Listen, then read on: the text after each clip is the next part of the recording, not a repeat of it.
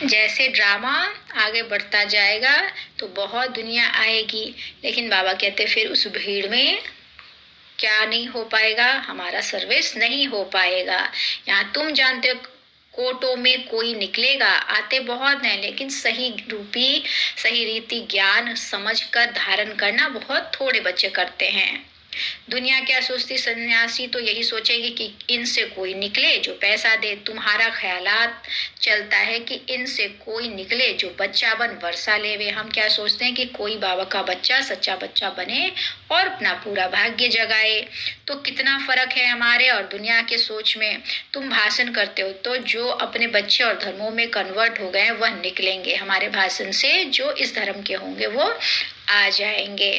बाबा कहते कोई आर्य समाज से कोई कहाँ से निकल आते हैं। तो जब फिर लोग सुनते हैं यह हमारे धर्म का ब्रह्मा कुमार कुमारियों के पास भाग गया है, तो समझते हमारी नाक कट गई।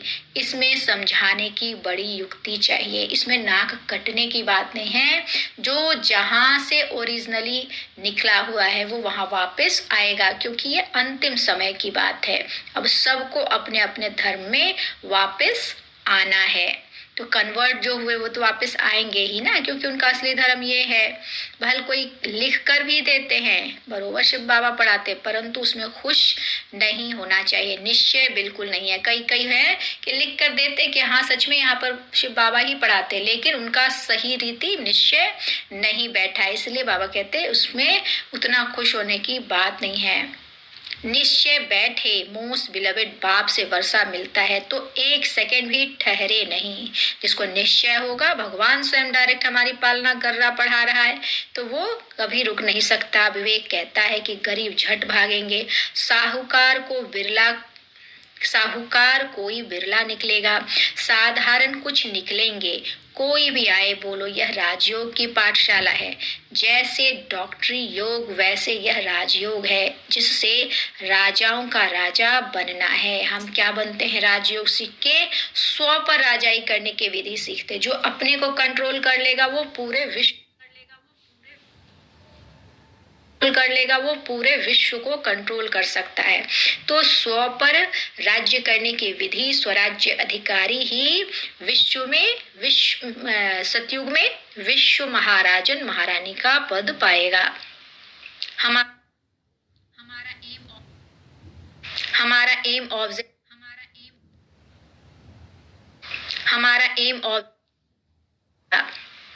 हमारा एम ऑब्जेक्ट है ही मनुष्य से देवता बनना। अच्छा, बाप दादा का मीठे मीठे सिकी लधे बच्चों प्रति नंबरवार पुरुषार्थ अनुसार याद प्यार दिल पर वह चढ़ते हैं जो पुरुषार्थ कर आप समान बनाते हैं। बाकी बाप सभी को प्यार तो करते ही हैं, बच्चे हैं तो बाबा प्यार करते हैं। अच्छा, रूहानी बाप की रूहानी बच्चों को नमस्ते। हम रूहानी बच्चों की रूहानी बाप दादा को नमस्ते बाबा, नमस्ते बाबा। अपना नमस्ते करने का ढंग बदलते रहते हैं ताकि बच्चों को समझ में आए कि भगवान किससे कितना प्यार करता है। अब धारणा के लिए मुख्य सार है, पहला, कर्मेंद्रियों से कोई भी विकर्म नहीं करना है। ज्ञान और योग से मन के तूफानों पर विजय प्राप्त करनी है। दूसरा, सेवा ऐसी करनी है जिससे माता पिता का नाम वाला हो, सबकी दुआएं मिलती रहे। जिस दुखी आत्मा को ये शीतल छांव दे देते हैं वो बहुत खुश होता है। अकेलापन या अशांत रहता है या डर है, भय है, तो उसको जब ये परमात्मा का परिचय देकर उसको पिता से मिला देते हैं तो वो निश्चिंत हो जाता है, सुरक्षित हो जाता है। तो उसकी जो दिल की दुआ है वो हमें मिलती है। इसलिए सच्ची सेवा जरूर करनी चाहिए, उन आत्माओं को जरूर देना चाहिए जो पात्र हैं, जिनको भगवान चाहिए, जो दुखी हैं, अशांत है, उन्हें ये सेवा जरूर करनी चाहिए, ज्ञान जरूर देना चाहिए। आज का वरदान है, अपने अनादि स्वरूप में स्थित रह सर्व समस्याओं का हल करने वाले एकांतवासी भव। अपने अनादि स्वरूप में स्थित रह सर्व समस्याओं का हल करने वाले एकांतवासी भव। आत्मा का स्वधर्म, सुकर्म, स्वस्वरूप और स्वदेश शांत है। संगम युग की विशेष शक्ति साइलेंस की शक्ति है। आपका अनादि लक्षण है शांत स्वरूप रहना। मैं आत्मा कौन हूँ? शांत स्वरूप। मुझ आत्मा का स्वधर्म ही क्या है?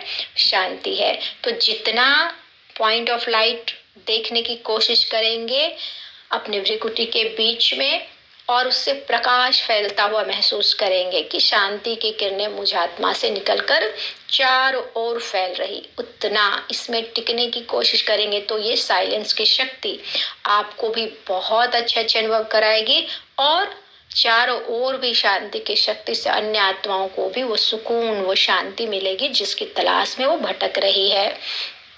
तो बाबा कहते हैं कि इसी साइलेंस की शक्ति में विश्व की सर्व समस्याओं का हल समाया हुआ है।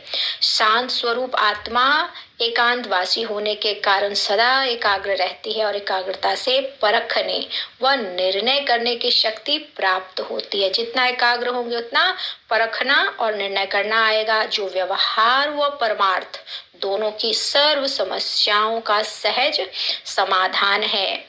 स्लोगन है, अपनी दृष्टि, वृत्ति और स्मृति की शक्ति से शांति का अनुभव कराना ही महादानी बनना है। क्या है? अपनी दृष्टि, वृत्ति, देखना, नजरिया, वृत्ति जो सारे दिन हम सोच रहे वो, और स्मृति याद क्या आता है, परमात्मा की कितनी याद रहती है, उसकी शक्ति से शांति का अनुभव कराना ही महादानी बनना है। दुख दुनिया को तड़पते और दुखी होते देख रहे हैं फिर भी हम कुछ नहीं कर रहे, तो ये हम स्मृति में नहीं है, परमात्मा की जो ज्ञान मिल रहा है उसकी स्मृति में नहीं है। तो जब हम रहेंगे, देंगे, तो हम महादानी बनेंगे। अच्छा, ओम शांति।